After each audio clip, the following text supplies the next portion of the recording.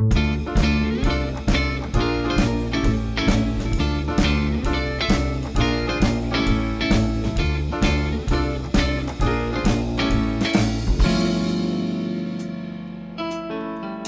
back to Real Clear Radio Hour, brought to you by the Competitive Enterprise Institute. I'm your host, Bill Frezza. We're pleased to welcome Jeffrey Tucker, Chief Liberty Officer and founder of Liberty.me and Director of Content for the Foundation for Economic Education. We caught up with Jeff on the show floor at Freedom Fest in Las Vegas. Jeffrey, welcome back to the show. It's a pleasure to be here. Jeff, I asked you on to dig into a topic you've been writing and speaking about quite a bit lately, and that's the role that scientific experts play in politics. In particularly the history of scientific planning movements from eugenics to, I guess, climate change. Take us back. Well, listen, this is an unbelievably, exceptionally important topic, and I'm interested in it because I had been asking the question for a large part of my own life. Why did we overthrow laissez faire? Why did we do that? We had a pretty decent system in the 1880s. There was a good deal going for a while. Yeah, we had a gold standard. We didn't have any taxes. Rising prosperity, new technologies being invented. We had peace in the world. Well, after the Civil War, anyway. Yeah, after the Civil War. But there was this brief period, and things were pretty groovy. Economic growth was exceptional in double digits sometimes. Infant mortality was collapsing. We saw electrification coming into homes. I mean, flight, internal combustion, steel, bridges. There's a lot going on. Yeah, it was cool. And then we threw it all away. For whatever reason, by the time World War I arrives, and afterwards we had a completely different system of government. Looking back from the perspective of the historian, it looks like it was all a well-conceived plan. This is the thing that I didn't entirely understand. And I really set out to try to figure this out. Was it a mistake? Was there an intellectual error that happened? Did we inadvertently stumble into World War I? Did we accidentally create a central bank and an income tax and labor legislation and passports and all the things we associate with the progressive era? Did we just stumble into this, or was there some rationale, some basis for it? Let's dig into some of the leadership and some of the ideas of the time. And again, I want to look at it through the lens of eugenics. This is one of the many issues that came up. So, look, let me just put it this way. To any budding historian or any researcher, if you understand that word that you just said, eugenics, you understand a large part of the story. This, to me, is amazing. I had no idea just how powerful a concept this was.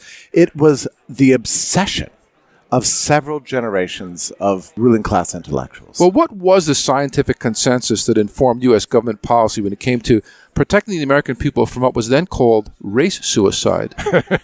Yeah.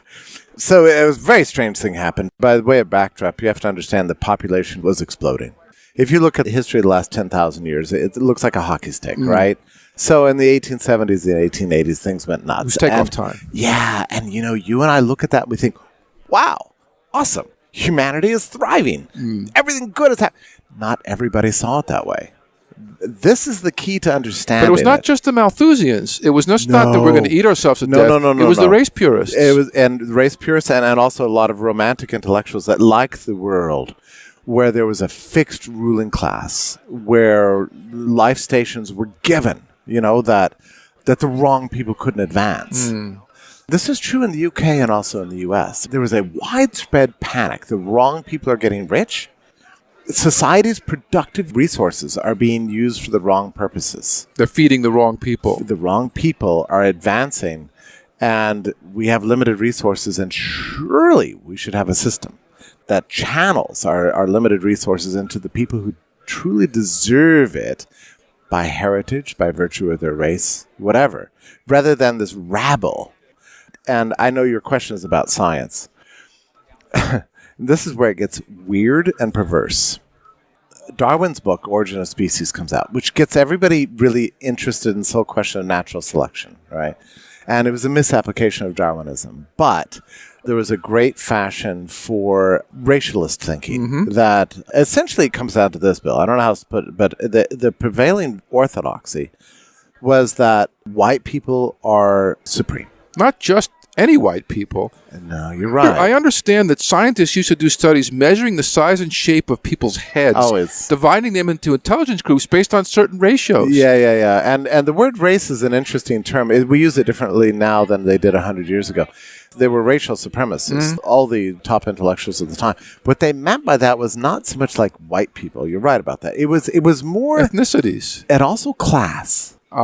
So there was white and there was white trash. Yeah. So the Irish are very different. Irish Catholics are very different in this conception from the New England Protestant, for example. Well, which groups were considered imbecilic? That is a long list. You can read any of the top eugenics books at the time. The number one book that everybody was reading in 1916 is called The Passing of the Great Race by a guy named Madison Grant, who was the founder of, eugenics movement, obviously, but also the founder of the National Park Service, essentially. He was a great hero to environmentalists, But anyway, his book, 1916, The Passing of the Great Race, by this time had already an orthodoxy. You can look back in the 1880s and 1890s and see the American Economic Association was already publishing eugenics material. Right. The economists were big in this area. They were huge. The American Economic Association was essentially founded as a eugenic organization. Let's look into that a little bit. What role did the Gilded Age foundations, associations like the AEA, and American universities play in spreading the principles of eugenics? There was essentially a demographic panic going on. They had a sense that we, the ruling class, basically white, male, Anglo-Saxon, Protestant ruling class, created civilization. So you would have fit right in there, and I was a swathery Italian, so I would have been one of the imbeciles. No, it's true. My ancestors came over. Okay. I'm part of the problem. You want to put it that way? But they came to believe that they had built civilization and that this demographic had to remain supreme. It had to remain in charge of everything. And the laissez faire of the 1880s and 1890s was giving rise to a new system. Laissez faire is disruptive. Free markets are disruptive. That's the wrong people win. Yeah, it changes everything. Women were leaving the homesteads, moving to the cities. And central planning was coming into vogue, too, particularly with the war mobilization and the way they marshaled resources for World War I. But central planning for a particular purpose. And in this time period, it's impossible to separate the idea of central planning from demographic planning. That was the key thing. We have to control the births because that's the ultimate kind of anarchy. Yep. If you can just procreate according to your own choice, have as many children as you want with whomever you want, from the point of view of that ruling class period, this is a problem because it leads to race suicide. When did mass sterilization laws start becoming popular, and how many people were ultimately impacted? Probably 70,000, something like that. That's a lot of people. Yeah, but here's the key. There is a lot more impacted by eugenics than just sterilization. That's only the most direct thing. Segregation laws came about. Zoning laws came about. Jim Crow came back. Jim Crow. And the goal was to keep people separate. No miscegenation. Miscegenation was, of course, out of the question, but there were other things, too. The welfare state has its origins in eugenics. And now this is a peculiar thing because, of course, you can't have an eugenic enterprise without controlling the lives of women. This is the key thing. And if women are pouring into the workforce, of their own initiative and making money, doing what they, making their own choices. Yeah, making their own choices, buying lipstick and silk stockings, which are now newly available in the 1890s and everything. This becomes a problem since the purpose of women in a eugenic outlook is essentially to bear the master race, So the origins of the welfare state were essentially grew out of the Civil War Fund to pay women not to go into the workforce. And there's amazing things you can look at in this period. The earliest labor regulations about how many hours in a day you can work, when you can go to work. Wasn't this to protect the weak and feeble the children? And this is hard to believe, but the purpose was to control women. Typically, the factories would pay more for evening workers, right? And so women would actually, want these jobs. But the laws in 30 states by 1910 were specifically targeted towards women. Thomas Leonard mentions this in his book, and I was a little bit incredulous, so I actually looked up the text of the laws. Yep. It's true. Every one of them, women may not work. Exempted the men. Men are able to do anything they want, but women are not permitted to work after 6 p.m. They are not permitted to work more than 30 hours a week. If they're operating an elevator, they have to sit down rather than stand up, and so on and so on. They're all specifically directed against women, which gave rise to a very interesting women's rights movement at the time. What they wanted was deregulation. They wanted the freedom to work. You know what their slogan was? equal pay for equal work. When was this? 1910 and New York. Equal pay for equal work. And what they were saying was, we should have the same rights that men have. Under the law. Yeah, under the law. Why should the laws be targeting us and saying you can't work more than 30 hours a week? You can't work after 6 p.m. and so on. Interesting. There was an early feminist movement. This is a very interesting history because what it does is it reverses our normal understanding of left and right. What you have is a whole series of institutions, from labor regulations, minimum wages. It's another case. We haven't gotten there, but minimum wages were designed as a eugenic measure. Well, my understanding was it had to do with keeping the imbecilic races from making enough money to breed. They wanted them out of the professional workforce because they figured that if they weren't making any money, they couldn't have babies. They would exterminate themselves in one generation. Just look, it's not difficult to discover this. You look at the book Principles of Economics by Frank Taussig, which I think the first edition of which was 1912, and it stayed in print into the late 1930s. Many editions. It was the main economics textbook. Turn to the chapter on minimum wages. And it tells you why. And what he says is, we need, of course, policies to get rid of the imbeciles and the inferior races. If we could, we would chloroform them all. In an economics textbook, it says textbook. This. Those are his exact words. We would chloroform them all. We cannot do that for obvious reasons. But we can implement a very high bar to get into the workforce, the minimum wage. And if it's high enough, we will deny all the inferior people work, and therefore money. Because they were less skilled, they were less productive, they were the first ones to go. The first ones to go, and therefore they will be impoverished, they won't reproduce themselves, and he said we can exterminate them in one generation. Speaking of chloroforming them all, I understand that Margaret Sanger, the founder of Planned Parenthood, was among the proponents of eugenics and was especially determined to reduce breeding amongst what was then called the Negro population. Of course. Did she have much of a following at the time? She to my mind, played something of a decent role in arguing for the rights of women in terms of birth control. But, of course, she was a product of her time also. But her views, which were wicked and, again, the exterminationist white supremacist, they were not different from all. She was mainstream. Yeah, she was mainstream, and she used eugenics to market her strategies. But, there were very few dissidents, actually, at the time. You can look at all the professional journals, and this is what's occupied me over the last 6 months. I go back and read these professional journals, sociology journals, journals on biology, and economics, and political science. Eugenics was widespread. It's not just widespread, it was the prevailing orthodoxy. It was the core. Would it be fair to call it the settled science of its day? It really was the settled science of the day. And everybody understood it, everybody believed it, and then people would read these books. That book I mentioned to you earlier was the coffee table book of the time. The Passing of the Great Race was in every good library, leading to, tremendous, as you say, sterilization programs, but much more than that. Immigration restrictions. Yeah, that was when the big immigration changes came. In the mid-1920s, we overthrew the American system, which was inviting the whole world in favor of a centrally planned demographic sort of control that favored whites over non-whites. It's a funny generation, and I've read all this material. And again, your kind of whites, not my kind of whites. Yeah. My grandma was one of the last ones who got in before they closed the door. You're right. The word white is not. It's more wasp. Actually, I mean, they had funny obsessions. These people, of course, they were obsessed with blacks. Of course, which they wanted to exclude, segregate, and essentially exterminate. I'm sorry to say this because it plays into every kind of paranoia, but actually all the paranoia is right. I'm sorry to say.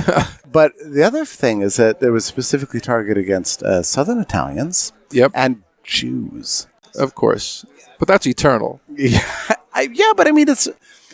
I was reading a book published by the American Economic Association in the 1890s, and they were talking about all these groups and how terrible everybody is except the normative human beings, which are basically New England. If you came over on the Mayflower, you were fine. Yeah, you're good. So they're talking about blacks, and they're saying, look, they're lazy, they can't save any money, they never keep the laws, they're incorrigible and not commercial. And then they talk about the Jews, and they say, the Jews... What can you say about the Jews? They hoard their money.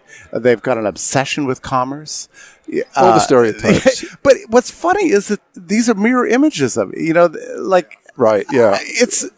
And after you read them after a while, you realize these are people who thought there was only one way to be. And it was the way they are. And everybody else just has to go. And again, remind us, these were progressives. this is what's most interesting about it.